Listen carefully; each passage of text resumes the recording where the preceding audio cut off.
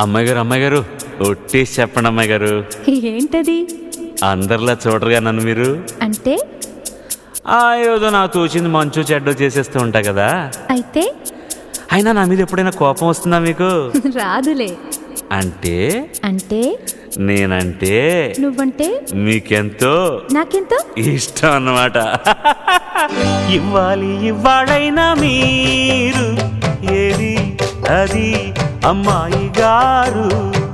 చెప్పాలి ఏం కావాలో మీరు ఏదో అది అబ్బాయి గారు.